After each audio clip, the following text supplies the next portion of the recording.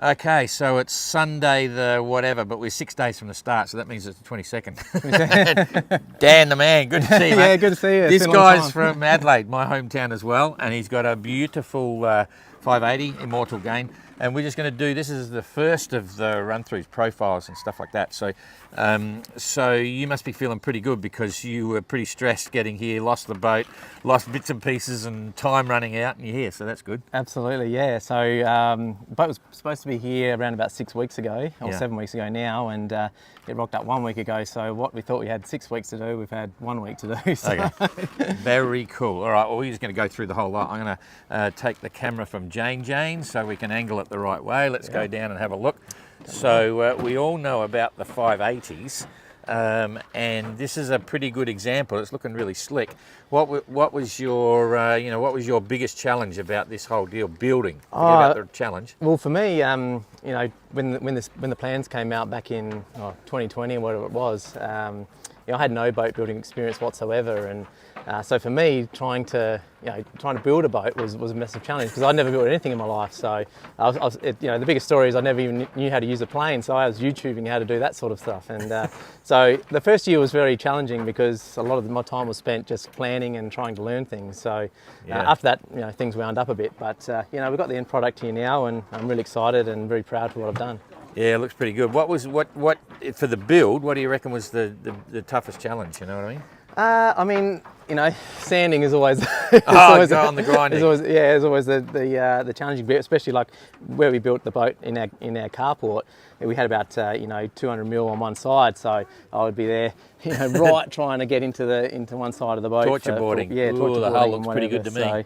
But I learned everything. And some of the days, like the fiberglassing, Nikki and I did a 24-hour day once. We spent 24-hour day. We did the fiberglassing all in one day, but we didn't want it to dry, so we just kept going until. Who was helping you? Anyone helping you? My wife. Yeah. That's it. Yeah. Well, Tommy Crabb, he helped me for the start. For the first 10 or so hours, and then we left us to it. So.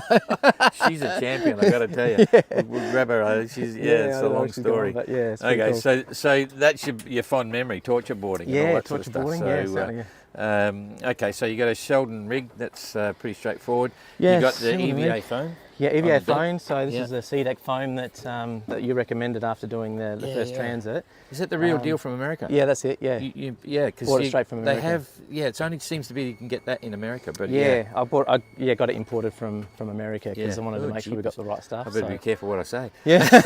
It's not an ad. They don't support us. No, but it okay. On a little boat, it's so critical because you're on your knees and crawling around and stuff like that. Yeah, it's one of the best decisions I know I've made. Like I've been up on the deck a bit now. I can talk about that later with my furler, but when I was up on the deck and just having that underneath me, I felt really secure and safe and comfortable. So too true. Tell us about this. This is an eye opener for me because I should say our partners in electric outboards. In fact, all of the outboards got to be electric. We don't allow any hydrocarbons on the boat for that. But so e-Propulsion is our partner. But nonetheless, this is a new one. Tell us about it. Yeah. Well, so I had a Torpedo originally. It was my dad's, and I didn't want to. We weren't allowed to put any lithium in the containers, and so I ended up selling that one in Australia and got a brand new one sent to Spain for me to pick up when I arrived a couple of weeks ago. Yeah. And it wasn't until I unpacked it literally last week that I found out it was unfortunately damaged in transport. And these guys, I got straight onto them and they offered to help me out. And that comes from Slovenia. So I was thinking, there's no way I'm going to get this here in time. Just pick it up. And here we go. It's just like a bloody fin that hangs off the back of the boat. Yeah, one of the it's other just a single fin, so it's an integrated battery all in one. It's not as light as you made it look then, but it's... No, it's a little bit heavier than what you think, but it's still, I think, one of the lightest in its classes, and it's just got the single connection point up here.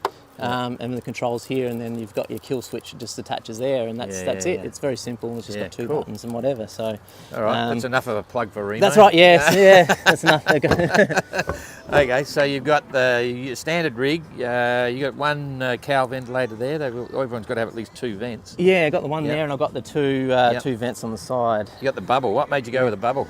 I thought it was cool to start with, and after seeing yours, that's probably the biggest thing. But it made sense to me that I can, if I'm asleep, I can just quickly wake up, and if there's noises or even just wanting to see what the rigging's doing or what the sails are doing, I can have a quick look through there rather than having to get up on deck. So I'm a big fan of bubbles, as you know. And the story for that one is a pretty funny one. I actually got it from the Sydney Aquarium, which was pretty funny. So it was supposed to be for the fish, for the kids look through the hole. Yeah. And they had some spares there, so I got it pretty cheap, which is pretty cool. That's a classic. So it's a fish bubble. Yeah, it's a fish bubble, yeah. Bloody hell. All right. And so the other funny part about this is it's a one design class, but there's enough room to customise certain things for you. What's special about this? So you obviously haven't got the standard sliding companion, but everyone's going for full hatches and stuff. Yeah. So the biggest thing for me, like I haven't gone with a Traveller. Yeah. So I've just got the connection points here, so I wanted to keep this as open as possible. Yeah. And obviously not racing around the cans. It's I'm not going to be working a Traveller, so I'll just essentially clip it onto wherever I am. And if I'm going way outboard, I can clip it right on the outside of the boat and get the sail right out the outside and open this right up. It's actually a good idea. We put a Traveller on tracker, but in hindsight, I probably wouldn't now. It's the same, the GGR guys do all that as well, you know. Yeah. We'll talk about your sailing background because you're actually a performance sailor, so it's kind of interesting. Okay, and you've got a new transom board. What's that all about? Yeah, so it's certainly a bit of talk around town about these things at the moment, but you know, it was the decision for me was I'm not terribly experienced in wind vanes, and after much decision making and understanding that I need sleep on this race, I've made the decision to go with the Hydrovane at the end of the day. Yeah. So I've the last one of the big jobs I've had since I've been here is trying to strengthen up the transom and get this, you know, as secure as possible. Yeah. I'm going to take the rudder with me. If I'm not happy in Lanzarote or whatever, I'll make a change. But you know, I think it's you know, with this extra board running all the way across and the teak on the back and whatever, exactly. you know, I feel it's going to be strong, but at the end of the day, we just have to see what happens. And I've made the decision what I think's right for me. So yeah, I explain that to people that are watching this. It's kind of strange because each of the boats has a normal rudder, but we've given approval for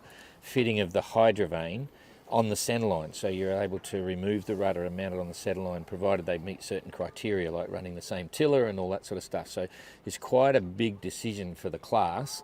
We discussed it at length with existing, you know, guys that all had wind vanes and bits and pieces, but that's the decision we made. They're incredibly strong. The mounts are incredibly strong for this size boat. Some will mount it offset, as you'll see later on, but you do have the option now to drop the rudder, take the rudder off completely. Where's your rudder now? It's just on the other side of the thing there, yeah. Where is it? Just on the other side. Oh, it's gone. Keep going straight ahead, where Jane is. No, it's not there. Oh, there it is. Yeah. Okay, so here's his rudder off the boat now. That's the standard rudder. And it turns out that the Hydrovane rudder is actually the same size. I'm just swimming this gimbal around. Same size in the water as the 580 rudder. Yeah. And the Hydrovane, of course, is a auxiliary rudder steering system. So normally you have your ship's rudder, and then this is a backup if you have an emergency and you lose your steering. You can use this as a rudder. But in this application, with the size of the boat, it was a big decision. So anyway, that explains that one. So, and you've got your panels on a Targa in here? Yeah, another decision, like obviously some of the guys have got them mounted, and obviously the girls got them mounted where you can angle them and those sorts of things, and understand I'll lose some power having them mounted the way they are. I've done this reason noting that I'll lose some, you know, some of the efficiency, but knowing they're solid. So essentially, if I get wiped over, you know, wiped out, these should stay no matter what. I have got a little wind gen. I don't know if I'm going to run it yet. I have to change this because the Hydrovane's it's in the way of the Hydrovane at the moment. But I'm going to take this off. But I have got a little wind generator which is allowed for the mini globe race. But I'm not sure if I'm going to use it yet. You can break that, and so you can lift that section off. That's going to come off. Yeah, gotcha. But I'll have a bit of a play around with that across the Atlantic and cool. see what I think. Okay, you got a camera mount here. I do, yeah. Yeah, that's cool. Well, that was similar to the one that they showed the other day. So yeah, that's cool. All right, so you've got a floodlight here, and you've got your EchoMax transponder, radar detector. Things need a bit of tightening up, but yeah, that's EchoMax there. Yep. I've got my Iridium Go antenna out the back here. Australian. Yeah. He really is Australian, not a Kiwi. He's got a Federation star there. Iridium Go antenna over that side. Yeah. This is the wind generator. That's where I can power that up from there. And I've got my ST1000 that can connect in from this side. Yeah. With this tiller mount, I'm going to have to change this here because it's a little bit of a different angle now. But other than that, that should run pretty smoothly for how it was originally set up. So you got two little autopilots? I've got two ST1000s, Ray Marines, which is the smallest in the class. Yeah. That's cool. I'll just take my shoes off. Okay, I'll try and get on board here. I buggered up my leg this morning. Okay, you're right. No, that's cool. Oh, jeepers, hang on to the camera, Gene. Yeah, I popped a tendon. Long story. Shit. Okay, yes, you can film the young man getting on board. Thank you, Gene. Okay, that's not going to live there, is it? No, that's cool. packing That's stuff away at the moment. So, yeah. Spooky hatch. Okay, so back here you've just got all the usual bits. Yeah, Anderson winches, all the usual jammers and clam cleats. Cam cleats and I got all that. I've got to rerun the lines, but I've got the jack jack stays running up the sides here. Yeah. But everything's pretty standard, pretty everything running back to the cockpit. Two vents here, two on the back to create a flow, one each side. Yep. Plastimo contest compass, all that stuff. Okay. Yep. Ooh, I like the feel of this EVA. Yeah, it's lovely. Geez, are they carbon fibre? No, they're so there's timber, but it's. Do you want to explain what they are? I know what they are. So they're the foils for the back, but yeah, so they've just got like a carbon lookalike. Carbon lookalike, yeah. Okay. So, yeah, there's two fins that you can put on the transom at the back there. That's right. And let's just explain. You're getting the big Cook's tour here because some people haven't seen the 580s and what they're all about. So you want to tell them about the drainage and all that sort of stuff? Yeah, so we've put as part of the class, you need to put the two the smaller drains at the back here, and also a 10 centimetre one to easily get flooding drain. If this gets filled up with water, that which it will, the majority, well, at least up to here, will get discharged pretty quickly, and then obviously once it's at a yours are all bigger than required. The same in the corner there. There's some in the corners of the cockpit. Yeah, seat here. I put them in just because I hate having just a little bit of water running in here. So we had little ones, but that's a good one, big size. So whatever. That's common. And all the builders never put. That's for commissioning plate. That one there says the 580, but that's when you launched it and who. But that's what it's for. Okay, there you go. No one ever does it, but I don't know whether we officially told them. So that's cool. And then just got the two hatches on the top here. Not allowed to have them on the side, so we've got these watertight hatches on the top. Cool.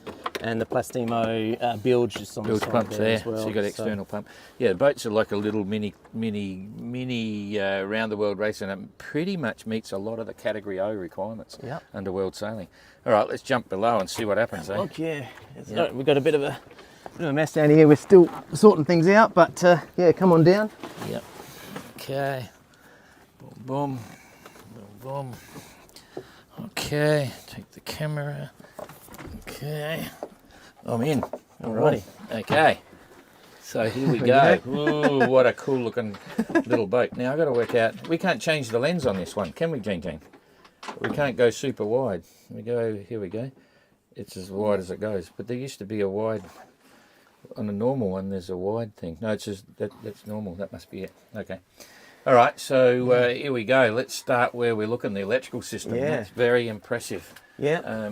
It looks like it's waterproof. It is, yeah. So commissioned a guy, good marine electrician in Adelaide, Andy Ship, to help me out with all this. Or he did, he did it all. I ran some of the lines, but he did basically the majority of it. It's not something I really was too competent in. So he's done an amazing job though. So it's all really neat, and it's all quite simple. I've got a so it's all in a watertight box. Yeah. Very simple. You have a wiring diagram, battery switch there. Yep. Got your voltmeters. You got twin. Oh, because you got lithium batteries. Yes. Yeah. Yeah. So lithium batteries with two completely independent, or two separate batteries. Yeah. So you can't cross them over. You can't cross them over. Yeah. That's cool. Yeah, that's part of the requirement too if you've got an autopilot, so you don't flatten both batteries. Yeah. And your system's all approved, eh? Yes, that's right. Yeah. Another requirement we have. Yeah, it's all signed off, and yeah. Normally we don't approve the electrical system, but as soon as you go lithium, that's pretty important. Yeah.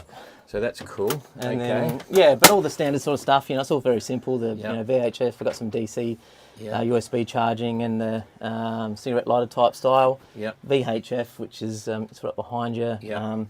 B&G instrument. I've just got like a swing arm that I can swing over and see from either downstairs or up on the cockpit. Okay. And then you've just got your sort of the the AUS system, and up here, and splitter and all that sort of stuff. Everything. Anchor lights, tricolours, all different on different points. So I've got my little fan here. Yeah, fan of yours. So that's and if I remember right, Tom Crabb was a big helper, so is Yacht Lab. That's right. And yeah, Vallis family and Dan too, because I've got a good memory. Eh? Yeah, that's right. Yeah. So there's been a lot of people that have really helped out through this process. from family to friends, and everyone. It's been a big community in Adelaide, and it's really growing. So everyone in South Australia is sort of behind me now, which is really cool, and Australia. But yeah, it's exciting, and I'm really happy to have everyone help me out and be part of the journey. The Adelaide thing's crazy, Because that's my hometown. I was a member of the squadron for like, I don't know, 20 years or something, for forever and a day. Yeah. And now we've had Adelaide entries in the GGR and the OGR, and now in the MGR we've got an Adelaide entry again too. All of them. So. That's cool. Yeah. And so this is your chart table. There's a big bin. Yeah, basically. You see each boat's different, but it's good to have space. Yeah, we're just trying to keep it as much space as possible. I'll set things up a bit better than what it is at the moment, but it's sort of a... Yeah, we're in the middle of sorting processes and work. Although it looks like you've done just about most of the jobs now. That's right. Yeah, we've done the big thing. So we just had to focus on getting the things that we needed to do as part of the so I could sail at least first, and then the major jobs to get me on the water, and I can just keep working on the little stuff as we go, sort of thing. Cool. So I'm going to swap sides with you here and show us your galley. Yeah. You got tiny bloody gas cans. Yeah, so tiny gas cans. I've got a little custom-made little gimbal here. That's basically all the cooking I'll do. I've got a little sink, but it's not connected or nothing. It's just a just a pop-up little one. well or whatever. Yep. I've got a crash helmet for when I'm doing things, and then basically I'm originally in the forces, so I don't need to have great meals or nothing. As long as I'm getting the nutrition down, that's the main thing. But I've got like a lot of these like little bags that have already, they're not dry meals or anything. They're just like these on-track meals from Australia, where we can just heat them up in the bag and then straight out, or cold if you want to, and just eat them straight away. Oh, so they're wet food? Wet food, yeah. Ah, jeepers, that's pretty cool. Really good stuff. I'm a big fan of wet food. Yeah. So you don't have to keep putting water in it. No, you can eat it cold, or so you what were these worth? How much they cost? Well, they've helped me out a bit with... For what they normally cost, I should say. I think they're somewhere around about $15 a bag, Australian, so... That's cool. Whatever that is, so... It's just so easy, because when I did the transatlantic, you had virtually all wet food, and I just eat it cold. Yeah. I lit the stove 3 times Well, just to make sure I was looking, some of the stuff from Europe, but it was hard to get. So this is like the Australian version, and it's pretty good stuff. So yeah, very good. Yeah. Okay, and then up here you've got your VHF there, and your PLB and bits and pieces. Yep. Yeah, so that's all. That's easy. Very, very. And here's the bubble. Boom. I don't know if you get up in there, but it's pretty cool. I'm a big fan of bubbles, and in fact, on tracker, I could actually stand there. I see the height. Well, you're on the hull, so it'll be the same thing. See, my shoulders are wedged in there, so I can't rock around, which is really cool. Get my wet weather gear on up in there. And, okay, so watertight bulkhead there with the hatch, and you got your batteries this side. So what else is up there? Yeah, so I've got my weight back a bit, but I'm not going to have much weight up forward at all. I've just got the depth sound, the echo sounder down in here. Mostly it's just going to be sails and a bit of light storage. I do have an anchor up there, but other than that, it's mostly light stuff. I'll play around with the weight as we go, but I'm kind of trying to keep not too much weight up there at the start with. Just storage for ropes. Fishing gear. Yeah, this is not a holiday. This is a serious race. Jeepers. I'm from Port Lincoln, so I can't help myself. Oh boy, Adelaide Timber Boatworks, Jump Ship Brewing, Business Supporters, the Yacht Lab. Oh, that's the Business Supporters. That's your business supporters. There's just got a whole bunch of others as well, but a whole bunch David of Gosden. Jeepers, I know him. That's from a long time ago. Jeepers, he's an Adelaide guy. No, that's another guy, Dan Gosden, one of my mates. Oh, Dan Gosden. Yeah. No, there's a David Gosden on it. Anyway, that's cool. All right, so and these are pump up. This one's a proper mattress. One that I had mattress. Yeah. That was just a pump up I got from. That's a bit like. I just realised I'm sitting on a big cushion. And I'm thinking, what the hell? Yeah, that's. And you got watertight bulkhead there. Watertight bulkhead. Yeah, there is a little hatch that I can sort of stick my hand through if I need to. And there's your life raft. Have you done your 15 seconds? Haven't you? Yeah, 8 seconds. Okay. So we let them keep. There's a special life raft. There's a Plastimo life raft developed for the Class Mini 650s. So you're allowed to keep them inside, but you've got to get them out and over the side within 15 seconds. So we test everyone to make sure they can do it. So that's cool. Okay, so just now I know you've done the Melbourne Osaka race. Yep. That's a big thing. I think that's the first time I actually saw you or got to hear about you in the Melbourne Osaka race. So you're a short-handed sailor. You're a racing performance sailor. Tell us the transition from all of that to Mini Globe Race. So I So I've sort of told the story a bit before, but when I was a kid, I also grew up sailing and worked through the classes from Holdfast Trainers, which is a little class in South Australia that we had, and then 125s, lasers, tasers, and all that sort of thing in the army. But I really had dreams of doing a few races, one in Sydney Hobart, the Melbourne to Osaka race, and obviously an around the world race. And it was with my grandfathers that back in the day I used to sit on the laps and we'd watch. This is back in the late '80s and early '90s, and he'd tape all these videos, and when I'd go around there, we'd watch them all. And I always had these dreams as a kid that I would do these races, but in the army and life gets old, and ended up sort of putting it to one side. And then it wasn't until my grandfather passed away, I was like, and I'd been doing some other endurance stuff with running and whatever, and I was like, you know what, I'm going to go and do these things that I wanted to do when I was a kid. So this was back in 2016, and I've just been working on achieving my goals since. So I managed to get the Sydney Hobart race done. Melbourne to Osaka was the one to see whether or not maybe I'd be capable of doing an around the world race. But then after the Melbourne to Osaka, I was like, well, that's the next goal is around the world. But I looked at different classes, like the class, the 40 footers that go around the world and that sort of thing. But the biggest thing for me is budget, and I didn't have the budget to do any of these races. And even Golden Globe race was probably a bit too difficult for me. Wrong. You just want extreme adventure. So that's maybe another one. But, boat. But then once that once the class plans came out, I was like, hang on a sec. Is this a joke or is this real? Yeah, and it really excited me. One, because it was affordable. Two, because my grandfather was a boat builder, but sort of lost his skills somewhere down the line. And it's like, you know what, I'm going to give this a crack and see how we go. But also, it hasn't been done before. So one of the big things for me and what excites me is that it hasn't been done before. If this race had already been raced, then it probably wouldn't have the appeal it does for me now. Because I've always wanted to do something that hasn't been done before, and the excitement of not knowing the outcome is obviously is huge for me.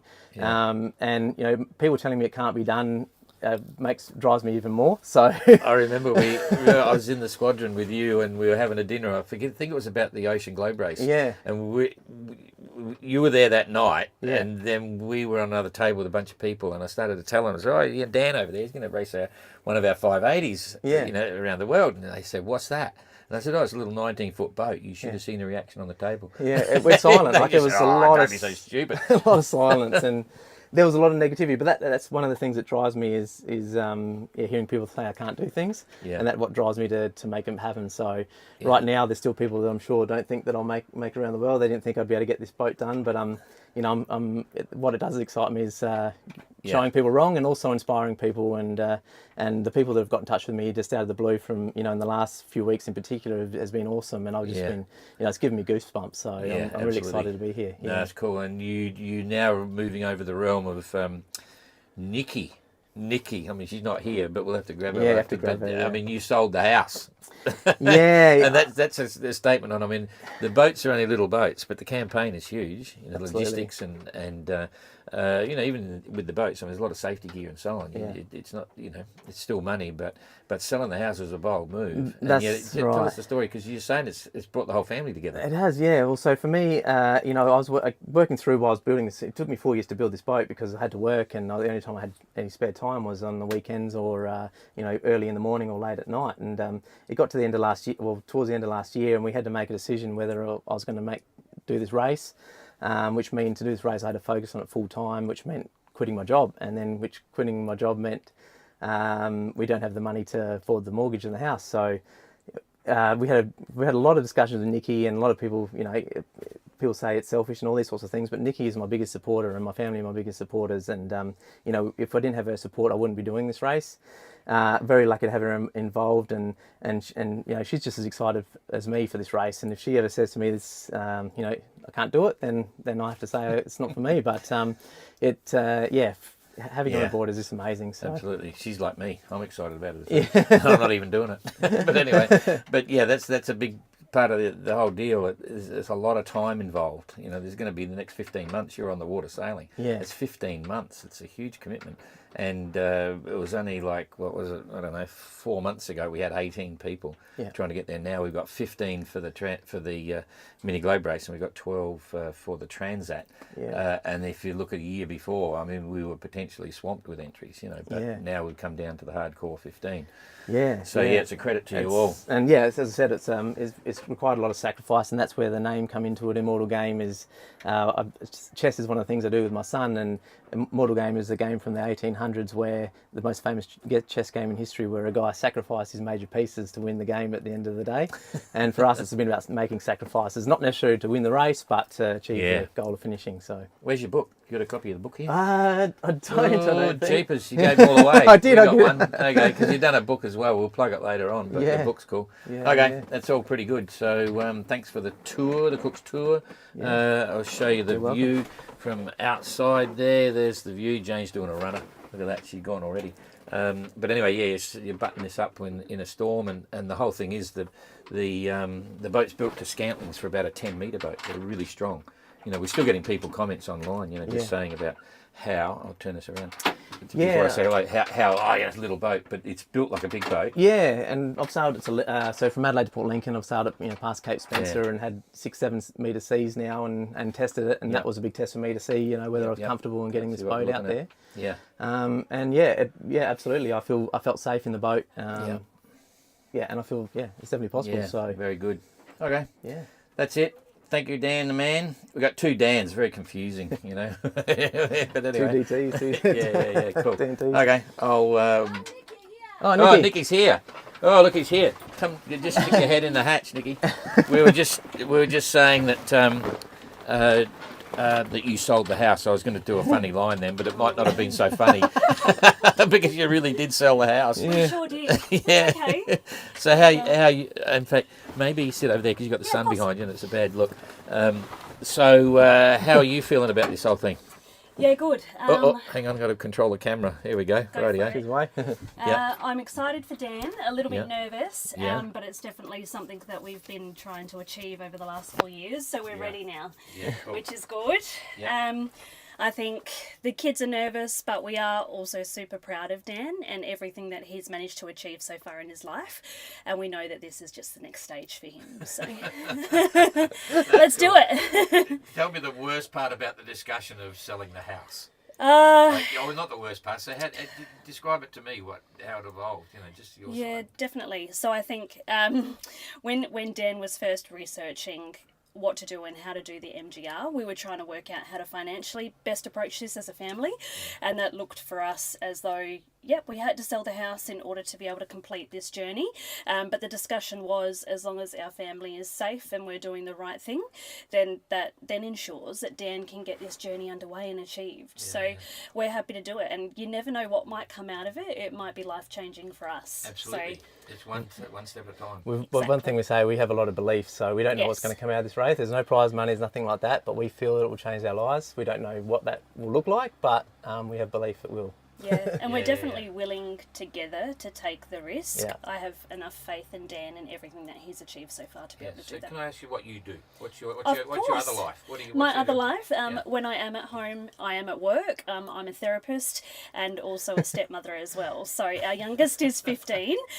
We also have 2 dogs which run riot, but we have a very beautiful and very full life. So we're very privileged in that regard. And I think that this is, for us, the next stage to complete that chapter for Dan. So to be able to accomplish this dream and something that he's always thought about doing, it really means a lot to us as a family, and we are, even to get this far, we're super proud of him. Yeah.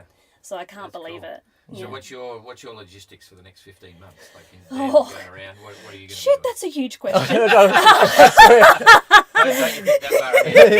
I think in relation to being able to get through it, even as a therapist, our perspective is to get through every day, to knock off those small jobs and what that might look like, to then discuss the next port of call and how to negotiate that. And what needs to be achieved next is, we are very open in our communication and we do talk every day, and it's something that's needed. We have to have a certain level of trust and autonomy that Dan's going to be able to do it, but also I'm his backup if and when required. required. So I really take the job of campaign manager like 110%. He's a serious campaign manager. He needs to be able to do it. So I think it's just having that kind of train of thought and that motivation to get him through every day. Yeah, so the crisis management planning and training at the briefing the other day didn't freak you out? Not at all, no. We've heard this stuff before. I feel like, yeah, it's definitely, I guess our experience in our past has led us into this. And yes, it will be the longest journey that he's ever undertaken, but there's no fear there whatsoever. We're just going to take every day as it comes. So we're going to see you in Antigua? You coming to Antigua? No, unfortunately not. Not Lanzarote either? No. So it's going to be Fiji. Fiji. Fiji, cool. Yes. So that'll be a big one. Incentive to go fast. I'll be going there quickly. Safely, but Oh, quickly. yeah, that's right. I'll be trying to get there quickly anyway. Yeah, That's cool. All right, definitely. I've got to say, you're managing it like a pro campaign. I mean, you've got a lot of support in Adelaide. Yes. Yeah. Getting a lot of media over there and Yes. a lot of friends coming in and backing you up. And tell me how, because you guys somehow, the jeweler produced like a $30,000 or $25,000 thing. Oh, yeah. The brooch. Tell us the story behind that. And Well, then it got auctioned off or something like that. Yeah. Well, so the story of that one, it was actually a mate that I used to take prisoners around and take them to courthouses back in the day, and All your mates. yeah, it's just random. And so a good mate of mine, Andrew, I met him doing that job, and we were just friends back in the day, and I'd help him out with some physical training and things like that. And we didn't talk to each other for years. And then he randomly caught up with us in a shopping centre. He goes, "Oh, I've been following your campaign. I haven't spoke to you about it, but I'm just buying this jewellery business and I want to support you. What can I Yes. do?" Yeah. And I said, "Oh, well, that's lovely. You don't have to do anything." And then all of a sudden, the next thing I know, he's produced this thing for me, and I was like, "Holy hell!" And that was, with the sale of that, which funnily enough, my parents won on the auction, but Your parents bought it. yeah, well, it was an auction, and they said they didn't tell us, but they said, "Oh, whatever it goes to, we're just going to make sure we're the winners, so it's going to stay in the family," which is even cooler at the end of the day. Yeah. But that money's allowed us to purchase this Hydrovane, so that was Correct, it got us because to we were the trying start. to figure out how we're going to fund that, because financially it's been challenging, and that was Yeah. because of him we were able to do that. So Yeah, Fair that enough. beautiful Salem brooch. Okay, that's enough. Lovely. The boat people would have probably dropped off about 20 minutes ago, yeah, they're like, God, Anyway, some people are after the human side, yeah, Yeah, oh, definitely. jeepers, look at that. There's another whole lot. yeah. Okay, Yeah. 22 Chocos. Andrew Stanley and Val Hennessy. Oh, there's some familiar names there. Yes, there is. Yeah. Because I sailed away from Adelaide in 73 and never really returned. No, 78 or 9. Never really returned. But Yeah, anyway, okay. another story. Okay, Yeah. that's it. Oh, look at that. Got you, Jane.